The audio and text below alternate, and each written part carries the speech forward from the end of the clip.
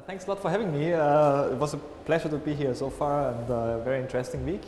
But today it's about something very unusual for economists. We talk about football actually, and I'll try to convince you that football is of course interesting as a sport, but it's also a way of looking at economic problems that cannot be answered easily by using field data from companies or from organizations. And we learn something from using football data for economics as well.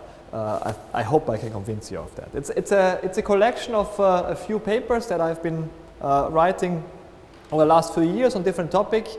Some selection for you that I find interesting, and then all of them actually Matthias Sutter is a co-author. A few of them has other co-authors, but Matthias Sutter is a very good friend and colleague. He is at the European University Institute in Florence and also the University of Innsbruck, where we actually did our PhD together. Okay, so let's get started. Feel free to interrupt me at any time if you have any questions or if anything is unclear actually. So there are quite a lot of myths and facts about football, and we're talking about European football, soccer actually. And many of them are wrong actually. And we'll see, I'll have 2 or 3 examples for wrong ones and 1 or 2 for correct ones actually. Nowadays, and that's I think is the important thing to start with actually, the availability of data is amazing. There's so much data about football available that allows studying things that have not been possible to study, whatever, 10 years ago or something like that. Okay? And as I already said, many organizational issues that are present in companies can be addressed empirically by using data from football. So we could talk about leadership, management effectiveness, biased decision making, and so on. And some examples will actually naturally follow during the talk actually. Okay, so you can see football as a specific case where you can study things that you can't study because you don't get the data in the same quality for different areas of fields actually. Sometimes, and that's very important for me as an experimental economist, you have the option of running a field experiment always with football, and we sometimes call them quasi-experiment, because there's a random device that decides something, and we can actually be sure that no selection effects drive the result. And the first paper I'm going to show you is one of the examples where we can actually use this natural experiment actually.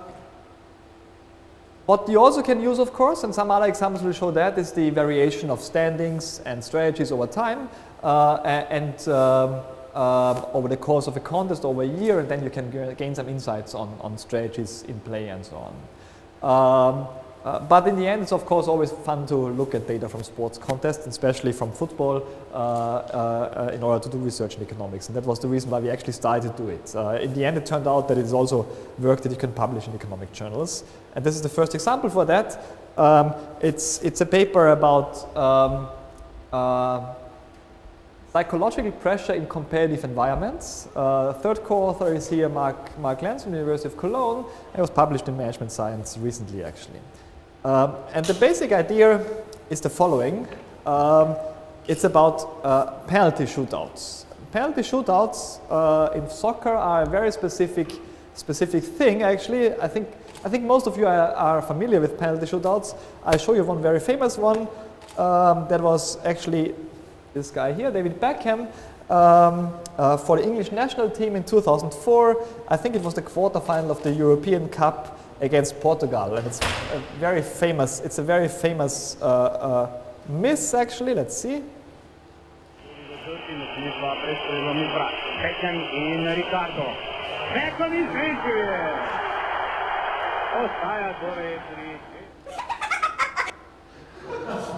Okay, I'll stop here. So it has become one of the most famous misses over the last 10 or 15 years for penalty shootouts, actually.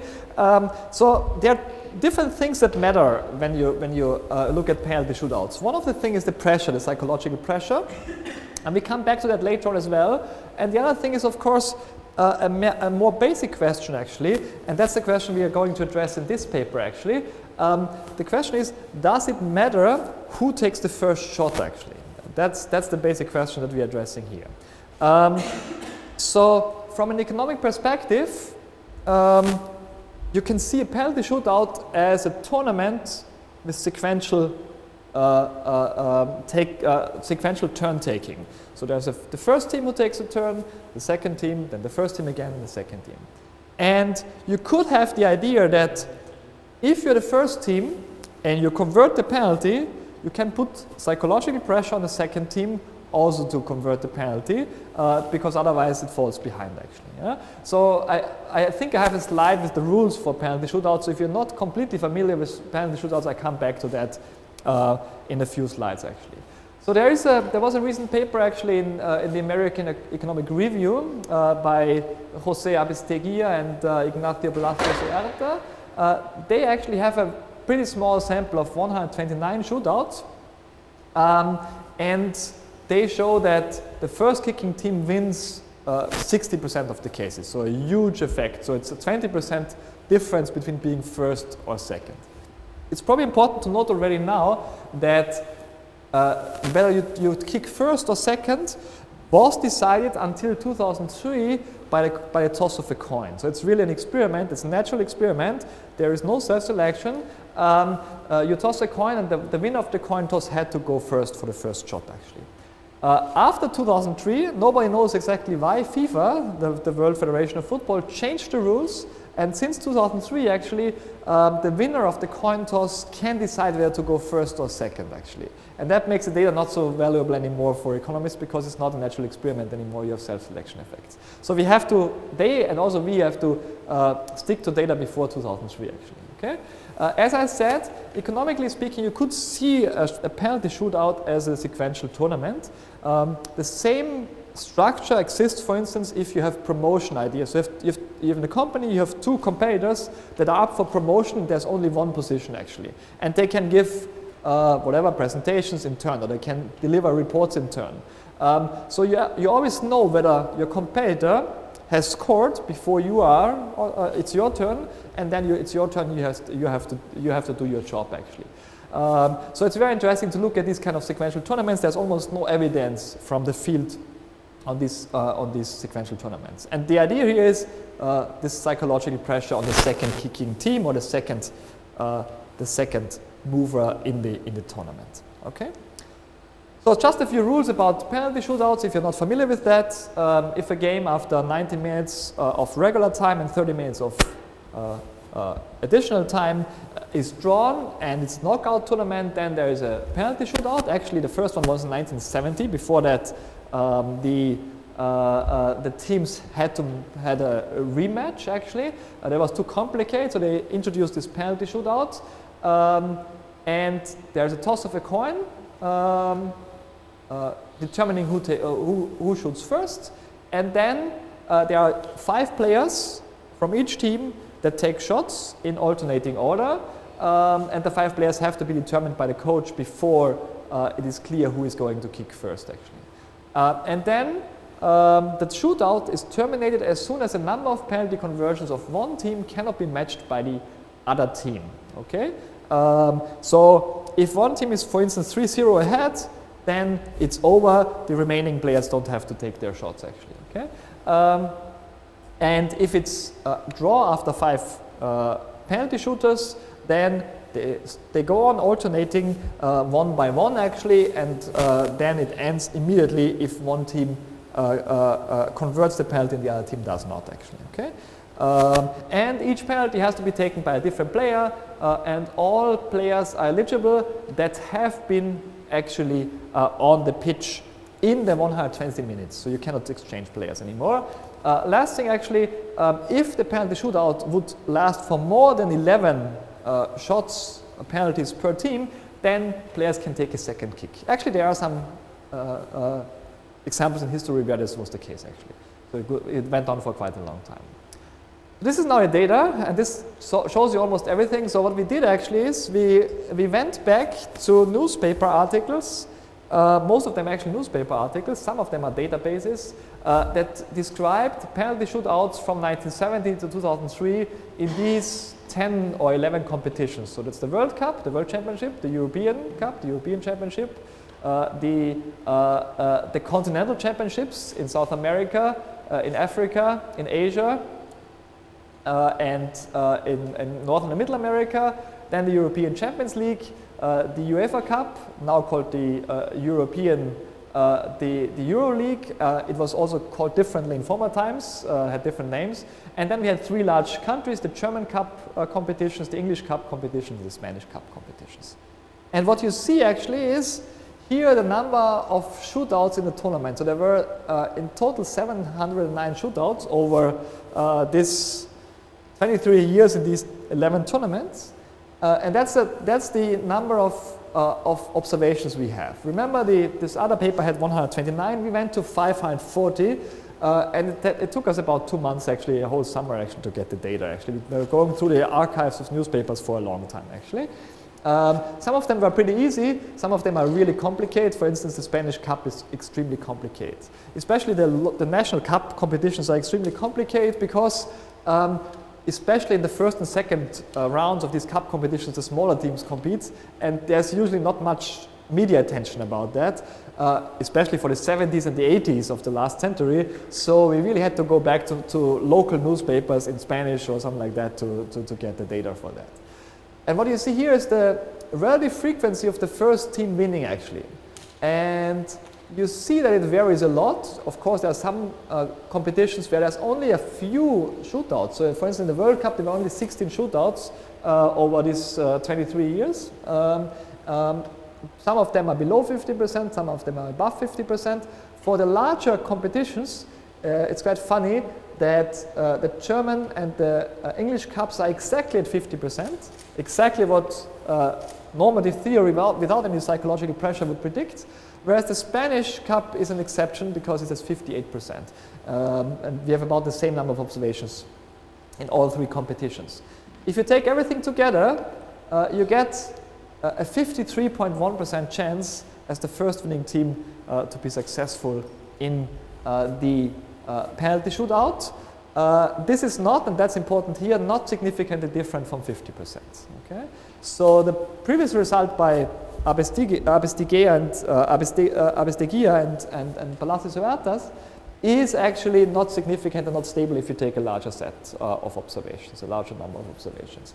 There seems to be a certain small advantage, but it's not significantly different from 50% actually. Okay, so obviously, if there is a first mover advantage, it's a very small one actually. And we looked at different statistics, like where these are more experienced teams, where these are more important games. I mean, probably the first and second rounds of a cup competition is not so important, but you always get approximately the same result. So it's around 50%. So it doesn't seem to be the case that the first moving team has an advantage. Of course, if you toss a coin, you can choose, even if it's only 53%. If it's not significant, it doesn't matter. So you probably even if it's not significantly different from 50%, most teams choose to go first. Yeah. No, we don't know actually. That's really difficult because you actually don't get data on that. So what you would have to do is to ask the captains of the teams, because even on TV you sometimes don't see it exactly because they toss a coin, you don't know who said heads or tail, so it becomes a bit complicated to infer who won. So in that case, because it's also, many people think that if you lose the toss of the coin, you can choose the goal where the penalty shootout takes place. That's not true. The goal is actually determined by a referee. And the referee has complete discretion over which goals to take, actually. So it's only the winner of the toss of the coin who can decide something, so it's sometimes very difficult to see what's happening. From casual evidence, we know that they are more often taking the first kick than taking the second kick. But yeah, that's only a few observations, actually. Yeah. Of course, yeah?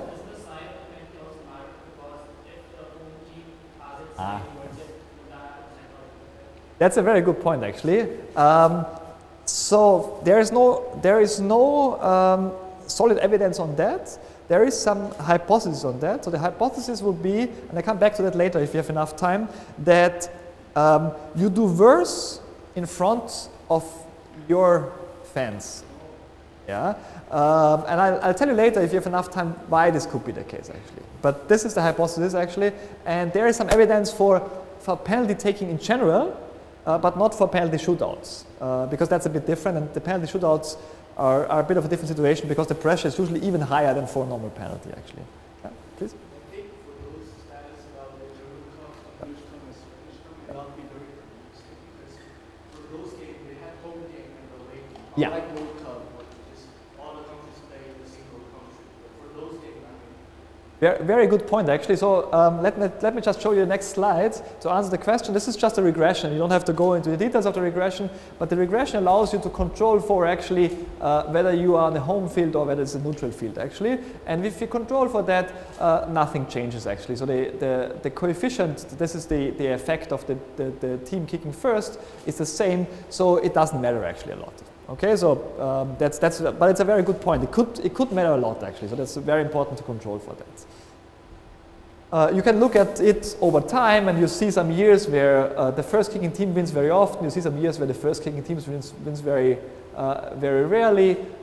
You see that the 70s were the most difficult time to find data from, actually. So there we are a bit underrepresented, but it doesn't tell you a lot here. Okay, let's just skip the probabilities of whether we are correct or whether the other paper is correct. We did some calculations. It was, of course, a bit of a battle with the other two authors who has the right result or the correct result. Let's come to another nice study. Go ahead.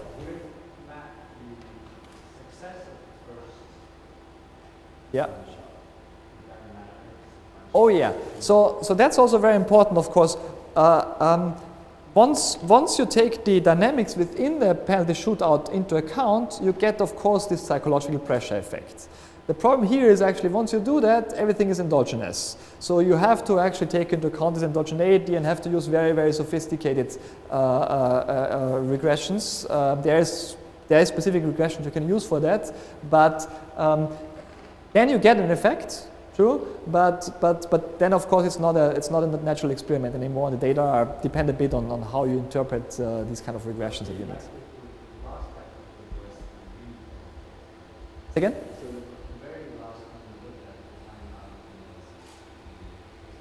The winning. So not the converting, the winning. So we look at whether you actually won the shootout in the end. That's what we're looking at. Yeah, so that's the reason why it's a nice experiment. But you're right, of course. I mean, if you take a look at the whole dynamics, you get interesting results, and you see that especially and we'll see that later on a bit, for decisive penalties, you see an effect of people actually having a higher chance to miss, actually. So decisive means a penalty that if you convert it, you win, or if you don't convert it, you lose the game, actually. And that's not too surprising, actually, because there the pressure is highest, actually. But this is just, the final result. And then the relative ranking of the teams that also Also a good point. We looked at that, if I remember correctly, it doesn't matter. I'll show you also later on some results for a smaller subset of the data where you get a feeling for how it could matter, actually, to a certain extent.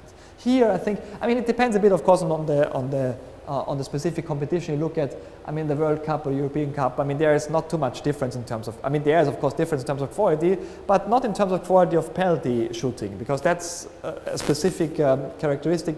So I guess the difference between a top team and a very good team is not that large there, I guess. So that's probably the top teams are more used to it, but then they have the higher pressure because they have to win, and they are already. So there are quite a lot of effects that might matter there, actually.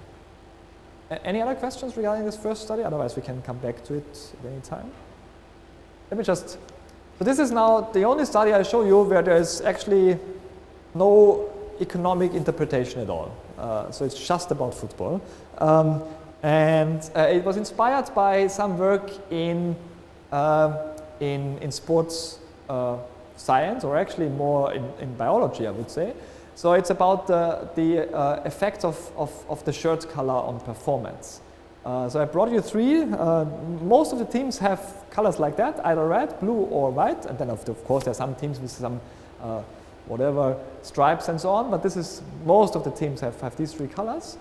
And there was a very famous study in Nature, in the journal Nature, in 2005 by Hill and Barton, that showed, and it was quite surprising, that those contestants in individual contests, that's important here, that were wearing red shirts or red jerseys or red suits, that they are more likely to win. Okay? And they had a sample of the 2004 Olympic Games in Athens on boxing, taekwondo, and wrestling, actually. Okay? And in all the three sports, it's either red or blue, if I remember correctly, and the shirt colors are assigned randomly. Again, we have an experiment that's nice about it, actually. And they showed actually that the effect is stronger in close competitions, and it's stronger for men.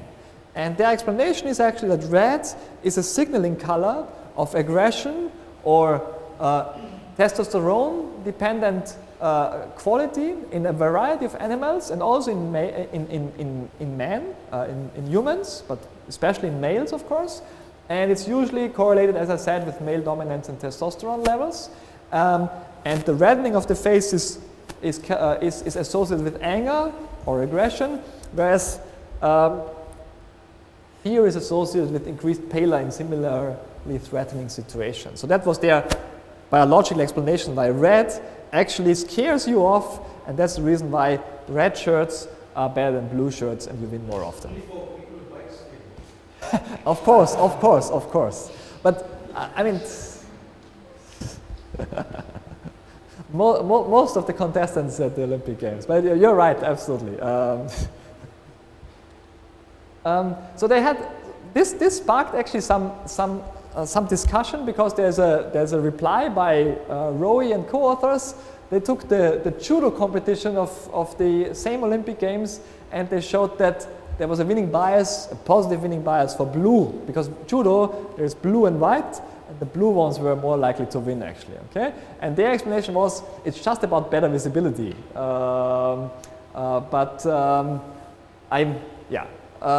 And then there was a reply rejecting this argument. Not so important for us, actually. Actually, Hill and Barton in their original paper said that they have a very small sample for the European Cup in 2004, showing that the same is true for football. There's also an advantage to wear a red shirt in football, yeah? But of course, before we do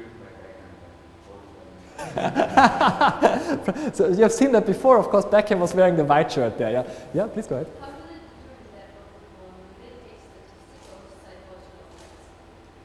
In terms of, you mean determine what jerseys they wear? Yeah, you know. Okay. Now we take statistics. Now we'll have a look at. So they only have a few observations. What we did actually is we took 306 football matches from the German Football League and actually looked at whether you're more likely to win with red or with other colored shirts. Actually. Importantly, the rule book to know how it's determined. The home team chooses the shirts first. They have the right to choose the shirts, and the away team can take their normal shirts if they are sufficiently different from the home team. Otherwise, they have to use other shirts, actually. And sufficiently different is determined by the referee, actually. So this is the results. I can be pretty straightforward about the results here. So this is a bit difficult to read. It's split up with regard to the three different outcomes of the game. So it can be either a win of the home team, a draw, or a loss of the home team, and then of course everything sums up to 100%. This one and this one, this one and this one, this and this one. And then of course there are cases where neither the home nor the away team were wearing a red shirt, actually. What you see here actually is quite interesting to start with. Actually, the home team has a huge advantage. The home team, regardless of wearing any kind of color, has a winning probability of over 50%, whereas the away team has a winning probability of below 30%. So it's a huge difference, actually. Okay? Yes?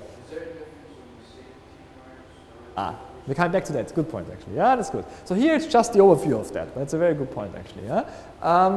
And what you see actually is the differences between home team wins with a red shirt and other colors, and the away team wins with a red shirt. There's not much difference, actually. And I can tell you right away, if you run any kind of statistics over that, any kind of regression analysis, you don't get a significant effect, actually. The only thing that you see a bit, and if you're very generous, you might think it could actually be true if you take a larger sample, is that if you're wearing a red shirt, you're either more likely to win or to lose, but less likely to draw. But this could be by chance. So even that is not significant here, but it could be that if you have a very large sample, that could be. So red does not give you an advantage in terms of winning. You see it's a bit higher here, but it's very, very slightly higher here. We looked at blue shirts, like the Chelsea shirts, for instance. And again, you see, I mean, these are not that many teams have blue shirts, but that's the reason why we have a bit of a spike here, but it's, again, nothing is significant. So blue doesn't give you an advantage. And since one of these authors has actually suggested that the darkness of the color plays a role, we compare darker and brighter shirts, and again, no significant. So in the end, it doesn't matter for your football team whether it wears a red shirt, a white shirt, a blue shirt, or any other shirt, actually. Okay, so the shirt color does not matter at all. You could look at tight matches, where that could play a role more strongly. Again, there is no effect for tight matches, or no strong effect. And then we took a look at within team comparisons for away teams, because for away teams it happens quite a lot that they wear red and other shirts during the season. So 10 out of 18 teams were wearing both red and non-red shirts during the season. 5 out of these 10 teams performed relatively better with the red shirts, and the other 5 teams performed worse with red shirts. Again, even if you take a look at the team itself, it doesn't matter actually, not surprisingly so, yeah? By the way, since you have this data, yeah. Did you by chance look at whether it matters if you're wearing the first shirt or your second shirt? Okay. Oh, no we didn't actually. That's sometimes it's not so difficult. The first one might be better because you're used to wearing the color. It could be actually. No, we haven't done that because it's sometimes difficult because some teams actually change the shirts quite often actually. So for instance now Bayern Munich is playing with these Oktoberfest shirts, which is a bit, it looks a bit weird. But so it's a bit more difficult actually. We didn't look at it, but it's a nice point. It could be they're used to it and they might make fewer passing mistakes with the usual shirts. That could be one of the reasons. Yeah. Yeah.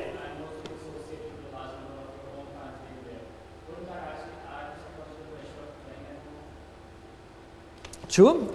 We know that it does that, but this is actually counterbalanced by lots of different effects. So one is for instance, you don't have to travel. The other one is you're more aggressive. We know that home team players have higher levels of testosterone than away team players. And there's also effect by the referee, and we come back to that. And there might be other effects. So at least that there must be at least be counterbalanced. It could be that they are more excited, but they must be counterbalanced by these effects. Yeah. Please go ahead.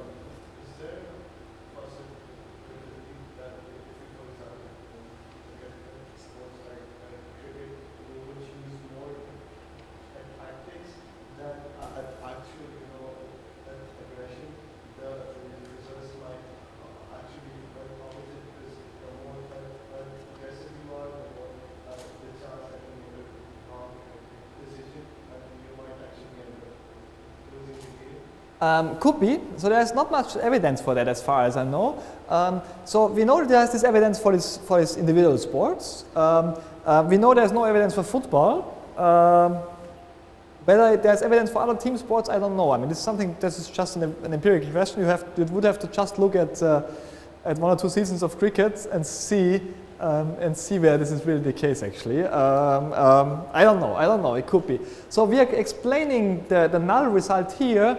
Actually, that in football, in a team sport, you always have the presence of your teammates. So if aggression is really driving the results for individual sports, in a team sport, this effect must be mitigated by the presence of your teammates that actually comfort you, if that's the case. That's our biological explanations, if at all there's an individual effect. So that would also hold probably for cricket. It's also not too surprising if it really were the case that red shirts increase the winning probability all the home teams would wear red shirts because evolutionary speaking, they would learn that red shirts are better. So it's not too surprising not to get the results. Actually. There is actually another paper by a few authors in England that actually showed that they have a large data set from the Second World War on towards now in England, and they show that teams that wear red shirts were more successful at their home games than others, only for the home games. But I guess that's what you can read here, the last sentence, that's a Liverpool Man U Arsenal effect. So it's probably not fair to only look at England here. If you do the exercise, you probably should do it for several countries and look also at countries where not the best teams are not wearing red shirts. But anyway. Okay, so any questions regarding the shirt color? We're coming back to the home team advantage, and that has been a study that was really fun because at this time we get a result. So I'm not only showing you studies where you get null results. So the idea is actually to check whether referees have a home bias. So they actually exert a favorable treatment towards the home team, and that's of course a hypothesis that many fans have. They always think the home team is favored, and especially if they support the away team, of course. So let's have a look on several decisions actually, and we're going to look at two main decisions, but I come back to that in a second.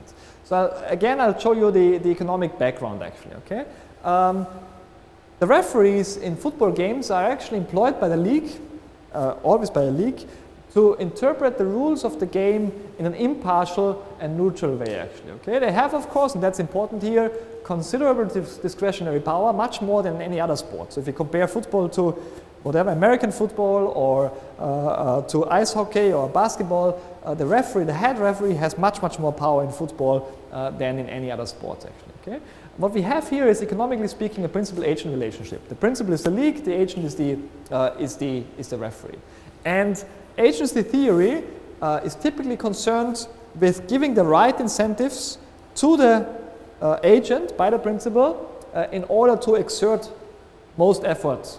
Yeah, that's the usual idea of agency theory. But agents making biased or impartial decision has not been explored in agency theory, not theoretically, but also nor in empirical work actually. Okay, and one of the things you could think of not being biased is favoritism. So making biased or impartial decisions to one's favor. The opposite would be, of course, discrimination. Okay, there are some studies on discrimination, quite a lot, of course, also in sports. For instance, there's an interesting study about the NBA where they show actually that on average in the NBA, the National Basketball League, the black players are discriminated against when fouls are called actually, because many of the referees are white.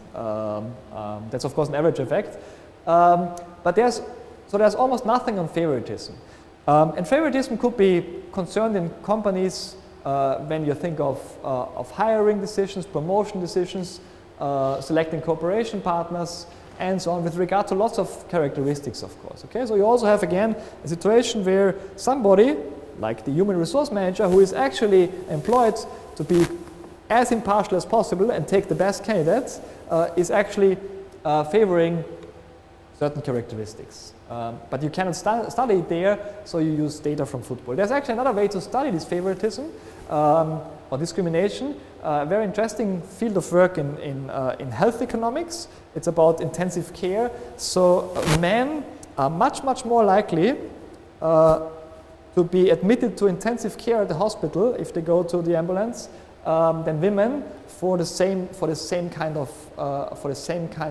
illness actually, for whatever reason, probably because they are suffering more from pain than women.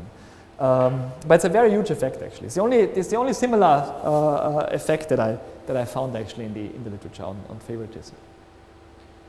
Okay, let's take a look at football. So what we do is actually we look at two decisions, and you could go for more decisions. In the meanwhile, so this study has been published a few years ago. In the meanwhile, other decisions have been looked at. We looked at the amount of extra time added by the referee at the end of a match after the second half. So you know there is this extra time, or this sometimes called injury time. There are different terms for it. And the referee has full discretion over how much to add there. Of course, there are rules in the rule book, but how the referee interprets these rules is completely up to him, actually, or her. And then we take a look at referee decisions on penalties during the game, because these are very important decisions. Of course, you could look at red cards, you could look at green cards, yellow cards, sorry, no green cards, yellow cards, but yellow cards are a bit, there are many yellow cards, you could do that. Red cards is a bit difficult, because you'll see later on why we think penalties are a good way to look at it, actually. So we look at the home bias, whether the referees have a bias for favoring the home team, and we have lots of robustness checks, and I'll tell you a lot about other studies on that, because it has become kind of an industry to look at this kind of decisions. It's extra time when the home team is losing. Yeah, we will actually compare, correct, we will actually compare not extra time in general, but depending on the standings at the 90th minutes, because that's important. That's exactly that. That's it. Yeah. So you have to know actually that football referees are actually quite well paid. So this is the figures for the German Bundesliga for one game in 2001. I think we have the data from 2001. It has increased for sure, and it's not inclusive all the expenses, so that's on top of it. If you always evaluate it by the league and by other referees, if you not perform well, you're relegated to lower leagues and earn much less, actually. So there's a strong incentive to be impartial, actually, if you think that the league wants to be impartial. Okay. So it's in private interest of the referee to not to be biased towards the team, to a specific team. Okay?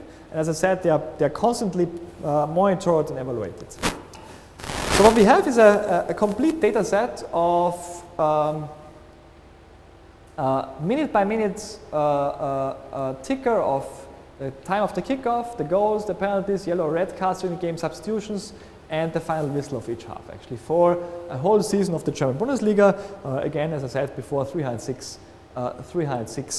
games. For the penalties, we actually take the comment of the journalists whether it has been a legitimate penalty or a non-legitimate penalty, actually. Okay, so we're not coding that ourselves. We just take what the journalists are saying. Of course, they could be wrong at single penalties. We partly cross-checked it. It looked fine to us, actually. Okay, so this is the most important football magazine in Germany. So they probably know what they're doing.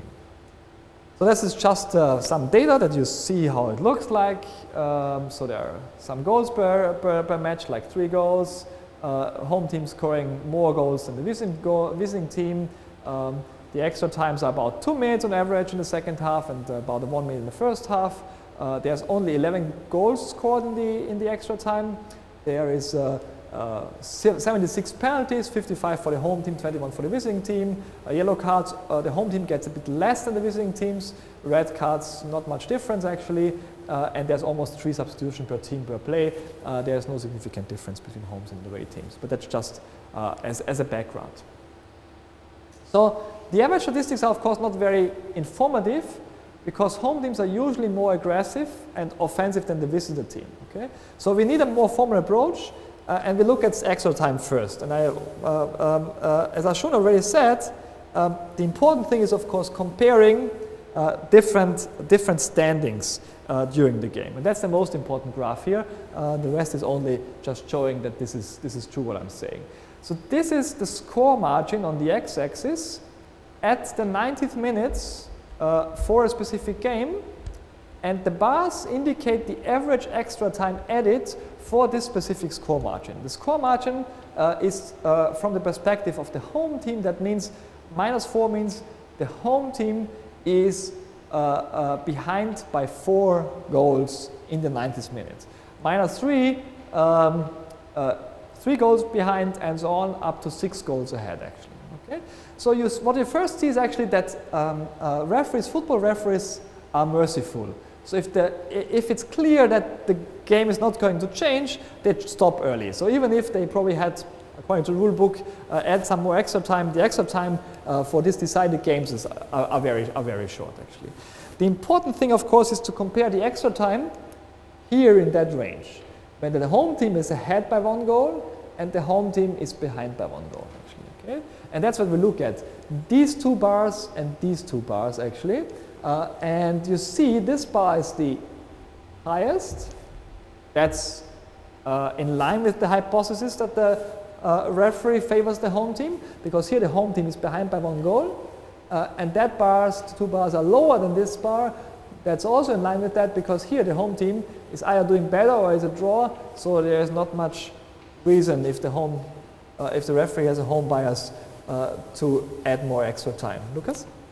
So you showed us before that most of those games are won by home teams, right? So generally they are the stronger team most of the time, the former team. So usually if the weaker team, which is the away team, is 1 goal ahead, they just lie down a bit longer. Yeah. They delay the game by not throwing, holding, and feature, stuff like that. So wouldn't that explain the fact that when the away team is kind of making a surprise and winning, they just lie down? So these are real issues. Yeah, but so the argument here would be actually that it would be the same incentives for the home and the away team. Well, yes, but the away team is weaker. Yeah, but if the home team is ahead by 1 goal, they do the same tricks actually. You wouldn't just, I cannot prove it. There's of course no proof for, but that would be the argument. I'll show you later on when we talk about penalties that we get the same pattern, and there it's even stronger actually. So there I think that's really surprising. This pattern in itself is interesting, but I think I would not be convinced either by just seeing that. I'll also later show you some data for other leagues, and the funny thing is you get the same result for almost all major leagues in the world, and that's really surprising. So it seems to be a consistent thing actually. So let's have a look at the regression again, just to show you that this is significant. Of course, you could again argue that, for instance, substitutions or yellow or red cards, because they're usually associated with, or sometimes associated with injuries, influences the extra time. And if there are more yellow or red cards, in that case, for instance, for whatever reason, then you get the result. You can control for everything. The score margin is always significant. This is in minutes. That means it's 30 seconds, and here it's about 40 to 45 or 50 seconds. So if you take a look at that, this difference in terms of seconds is, if you control for everything, 30 seconds, and it's significant, and that's about 45 to 50 seconds. That's not a huge thing actually. Okay, it's not that it's spectacular, the difference. Actually, there's nothing in the first half. You can check for that. In the first half, of course, player substitutions influence the extra time a lot, and that's because usually if a player is substituted in the first half, it's because of injury, and then there's more time that it takes to continue the game. Let's just skip that. That's just the things I've said so far. So now we're coming to the penalties. So I've shown you there are only 11 goals in extra time. If you add like 30 or 40 or 50 seconds in favor of the home team, it's really not important. I mean, we calculated, I think the expected number of goals in this 30 or 40 seconds is around 2 or 3 goals actually for the whole season. So it doesn't help the home team a lot actually. Okay. So therefore we looked at penalty shots and penalty decisions of the referee. As I already told you, there were 55 penalties for the home team and 21 for the away team. But that of course doesn't tell you anything, because the home team is usually attacking more, they're more likely to get a penalty actually. So that's the reason why we have to look at the ratio of legitimate and avoid penalties to legitimate but refused penalties. That's exactly the ratio we want to look at to see where the home team is favored by the referee actually. Okay? And as I said, we take the data from this website of the German football magazine, and we're not rating anything ourselves. And the important result is that in 50 out of 62 cases where the home team should get the penalty, they really got the penalty. So they get 80%, So we also have the cases where the journalist would say, here they should have given a penalty. Okay? So in 50 out of 62 cases, the home team is avoided a penalty, so about 80%, whereas the visiting team is only avoid 20 out of 39 penalties they should have gotten actually during the game, which is only 50%, 1%. So there's a difference of 30 percentage points between the home and the away team, and that's really, really huge. You have to know that about 75% of the penalties are actually 75 to 80% are converted. So it's in terms of expected number of goals, it's a lot. It's a real a huge difference actually, and that was really surprising to us. We didn't expect it to be that large actually. So it's a huge home team advantage in terms of penalties. So fans that actually think that their away teams are discriminated against in terms of penalty whistles, they are right actually. And we were really surprised by that. So a few thoughts on why this is the case. Okay, you could think that the referees want to please the crowd. The home team has, of course, more supporters in the stadium, so they might want to please the crowd. They could be inequity averse, or they could like to have draws or whatever. So you could have different things for. You could think of different things for the extra time. Probably not for the penalties. Here only it's probably the first explanation could explain what's going on here. So let's have a look at a few other studies that tell you a bit more why this is the case. We didn't look at that actually in our study. First of all, we looked at, that's also our study, we looked at budget of teams, ranks of teams, specific team dummies. Nothing is significant. And in any other study that is available, nothing is significant. So it's not the case that certain teams are actually favored in terms of these kind of policies. It's not the case that the budget plays a role actually. Attendance influences extra time positively and significantly. So there seems to be an influence of the crowd first. And I think that this study by Thomas Norman actually shows it convincingly. They show actually that the bias becomes smaller with more visiting supporters in the stadium. So it really seems to be the case that the supporters drive the result. And that's very funny, it becomes smaller when you play in old stadiums where there's a running track between the spectators and the football pitch actually. So that the influence of the spectators is smaller because they are farther away from the referee actually. Okay? So it seems to be really the social influence. The referee either wants to please the audience, the crowd, or he has no chance, and we'll come back to that in a second actually. This is just to show you the results for other leagues. This Italy, the first and the second league, it's a bit smaller, but it's there. This extra time effect, that's the Major League Soccer for the US. It's about the same as in Germany, and this is for Spain. It's the highest effect actually. It's about a minute actually, the marginal effect. So you see it's there everywhere actually. I said beforehand that it might be the case that the effect is driven by the spectators, not by the presence of the spectators, but by what the spectators are doing actually. And there's a very nice experiment by some psychologists, Neville, Ballmer, and Williams. They showed some real referees, videos of tacklers. And they asked them to rate them in terms of foul or no foul. Okay, they just showed the videos. And what they did is actually they showed the videos for one group with the crowd noise and for the other group without any noise. So with a muted television screen. And with the crowd noise, they were more likely to give these fouls. They call the fouls actually. Okay? And that's exactly what's probably happening. So you're there as a referee, and that's what referees also tell you. You have to take a split-second decision. It's very difficult, and you hear the whole stadium crying and demanding a penalty. And if you haven't seen it correctly, you're probably more likely in the split-second decision to give in, and that's of course for the home team. The away team doesn't have the advantage because there are not so many spectators. First, ladies first, and then yeah. So the experiment was not being on the referees, just some people. Oh, they were real referees. It was on referees. Yeah, they were real referees. So they were not professional referees, but they were real referees from the English league actually, from some lower leagues actually. Yeah.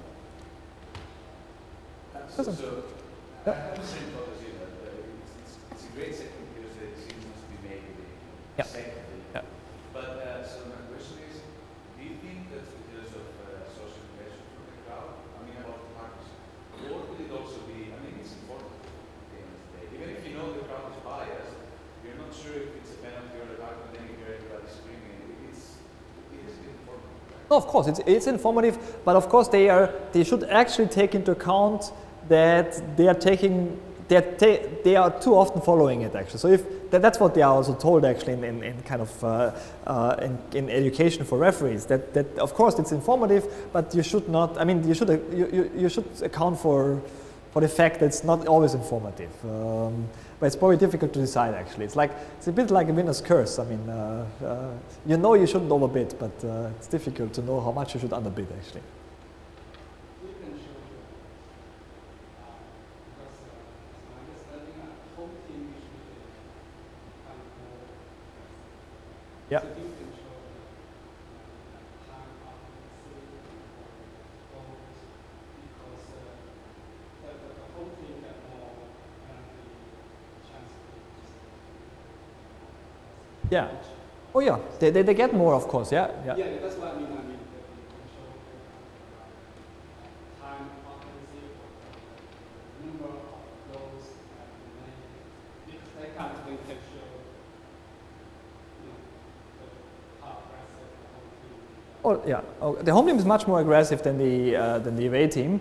Although the away team gets more yellow cards, you've seen that actually because they defend more, not surprisingly so. But for the penalties, actually, it shouldn't matter at all because we're just looking at the ratio of those penalties you should get or and you have got actually. So how much, whether you have been more aggressive or not, shouldn't matter there actually. It matters of course for the absolute number, but it shouldn't matter for the ratio actually. So that's the reason why I mean. You could control for that, but it makes it much more complicated, and I think it wouldn't add too much actually to it, because I mean, of course, the home team is much more aggressive in terms of much more often in the box of the opponent's team actually. Yeah. Sorry, yeah. Things like manager reputation, manager relation. Ah, okay. You keep talking in the EPL about Ferguson time and Ferguson penalties and all sorts of things like that. You're shouting, you know that the next morning will say things and all the rest of it. So maybe he's the exception. The other man is also this right.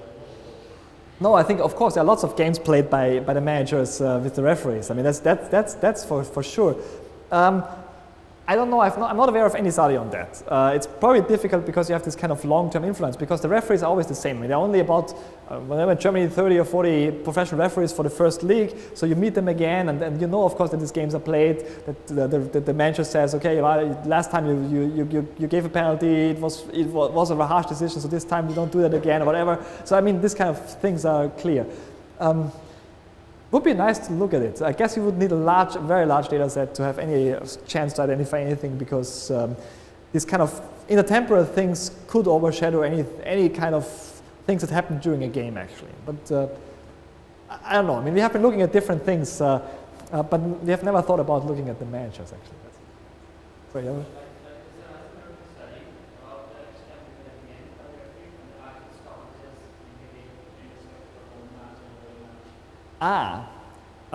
So you mean the extra time that is shown actually, and then the actual stop?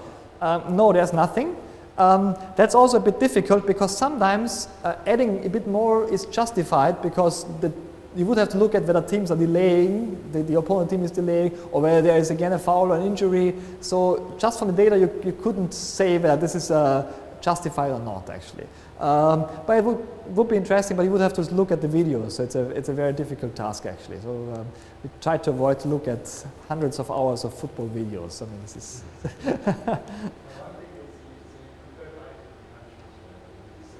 Yeah. Yeah, that's true. That's true. I saw Southern Europe as higher or longer times. Yeah. So if we can have, let's say,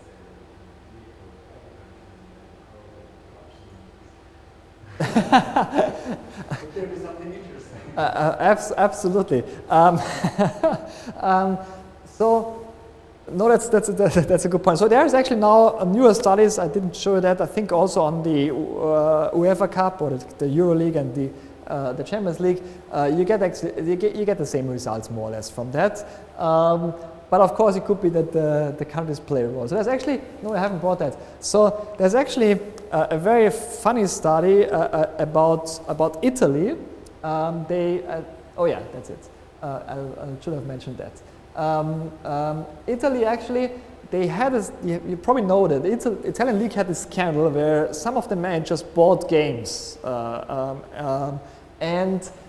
actually, this is the only study where you could show on the extra time variable that single team dummies for those teams who were allegedly being corrupt with the referees had longer extra times actually. So it's exactly what you expected actually. So you can show it in the data even, which is quite funny. But of course, it's only a side remark actually. Also for penalties, there's another study by Thomas Doman that show exactly the same result as we have on a larger. I think they have a larger, or he has a larger set of observations. I think he uses 5 or 6 seasons. So even, I mean, so it's not a result that comes from small numbers actually. You can look at different sports. It's more difficult because it's difficult to control for things, and the referees have less discretion actually. We looked at ice hockey data from the NHL. It goes in the same direction, but the effects are much smaller actually. And of course, you could, as I said, look at other decisions of football referees, and you get the same results more or less. Okay. Yeah, please. Good. Yeah. So the referees are from the same country as the team? Yeah. And there's the rights. Hmm? So I thought the way we go in, like, because of the more fans from their country, which the Okay. was played, that's what it was. Okay. So it's very important to distinguish actually. So you have these are all games from one league. So the referees are the same nationality, but they're of course not from the same city. So the cities are playing against each other. Okay. So you could of course, as Mongol Chin also said, look at whatever European Cups or World Cups and look at where the referees come from different countries then and whether there's a home advantage. There's not enough data for that. The problem is there's not so many games in these kind of competitions over time. You could look at the Champions League and the Euro League. That has been done actually. What is also important actually is that we have never, except for this Italian study, nobody has ever detected any kind of systematic bias towards a single team. So the referees are not favoring a specific team, their favorite team or whatever, or corruption going on. It's just that they favor the home team regardless of who the home team is. They're of course assigned to different games over time actually. We also looked at single referees over time. We have quite a lot of large data set to look at single referees, and the single referees are to a different extent affected by this whatever crowd noise or whatever you would call it actually. So some referees are quite immune against it. Some referees have stronger effects, and it seemed to be correlated also with experience. So more experienced referees that are in the league for a long time have smaller effects than less experienced referees. Everything is not too surprising, I would say. So it's as you would expect it, actually. I have a fourth one, but we can also stop here. It depends a bit on whether you're tired or not. Go ahead. Okay, so okay, I'll make it short actually. So I mentioned very briefly at the beginning that when you take penalty shots, there's also some pressure in terms of psychological pressure for the single shot and not for the shootout actually. And we look a bit at this pressure actually by using the data that Mongo Chil also proposed, by using data shot by shot actually. Again, it's a study by Matthias and me and Mark Lenz from the university. And the basic idea goes back to psychology. They have studied it along actually. They have for a long time. They actually found out, not surprisingly, that efforts, so how much effort you actually exert for a certain task, is not linearly dependent on the incentives. So you can have always strong incentives, but if the incentives become too strong, there might be something that your effort level drops again. And this is due to something that is called in the psychological literature choking under pressure. You have so strong incentives that the pressure is too much for you, so you exert less effort actually, okay? Or your performance is getting worse. That's the basic thing. And actually, there's lots of studies in psychology showing that. So it depends on the magnitude of stakes or rewards to be gained, of course. If they are high, you're more likely to choke under pressure. The importance of achieving success, of course. It's depending on the expectations of negative consequences if you experience this performance pressure, about public expectations, and even the mere presence of others. So people are doing better alone than if others are present in these kind of pressuring situations. And as I said beforehand, that was the question beforehand, this is a nice study. They have college students perform difficult mental arithmetic tasks or computer games in front of a crowd. And once the crowd is really friendly, and in the other case, the crowd is neutral or even adversarial, and those who are performing these difficult tasks in front of the neutral and adversarial crowd audience, they are doing better actually. So the friendly crowd puts more pressure on you. Not too surprising actually. Yeah?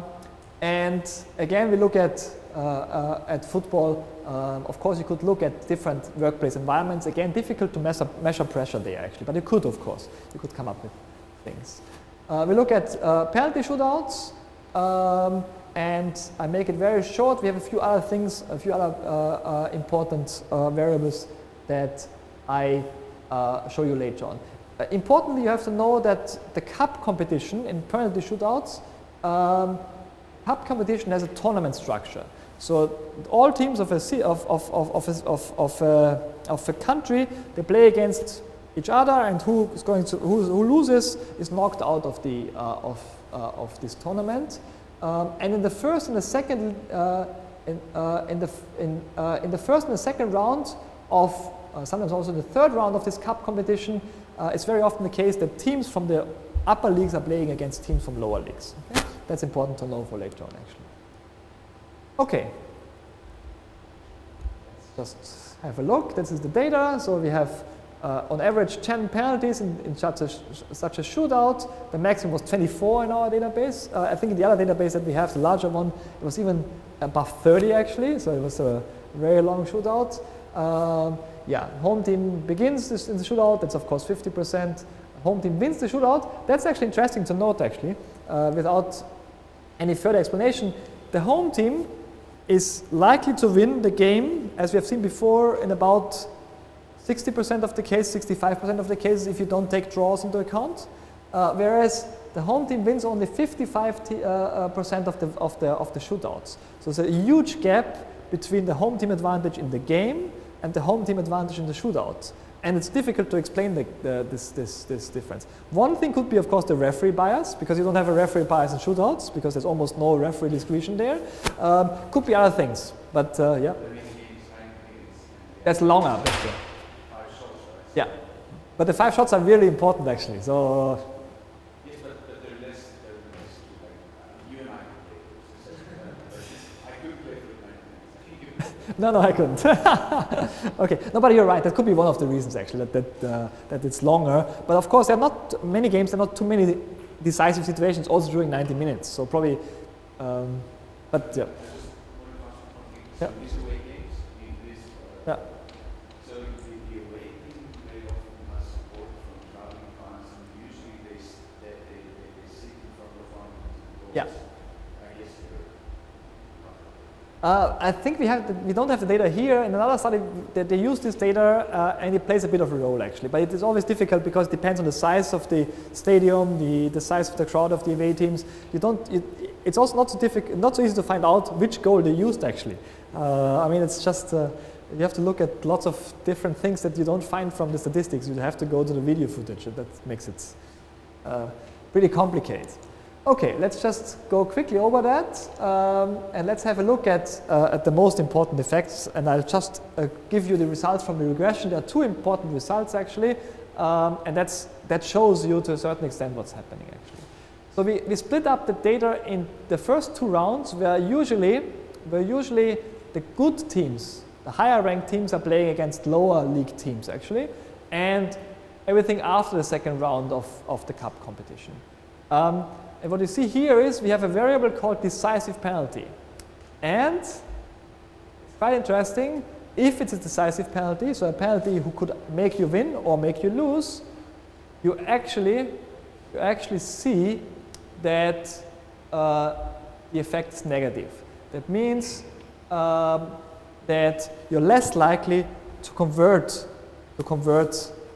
this decisive penalty. So let's go to the explanation why this is the case.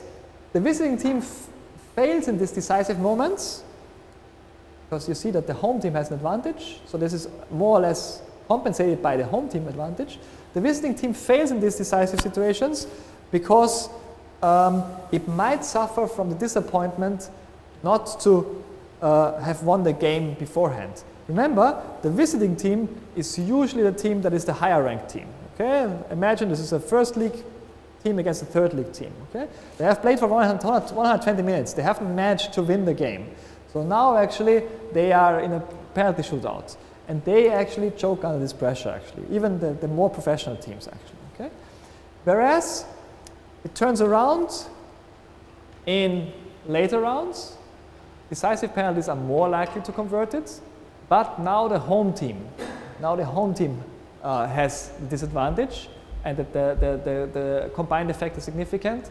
That means the home teams are more likely to fail later in later rounds. So you have an advantage of what you said actually, that you choke under pressure in front of this friendly audience because the pressure is higher there than for the away team actually. Okay, so you can actually explain what we're observing here as choking under friendly social pressure. And this is not a very large data set that we're using here, but there have been replications, and all replications show in the same direction. Okay, so you really can observe that effect that you've seen beforehand by David Becken, although it was not it was not at home in that case, but it happens. Okay, so I think thanks a lot for the attention. I'm happy to answer all questions that are still open.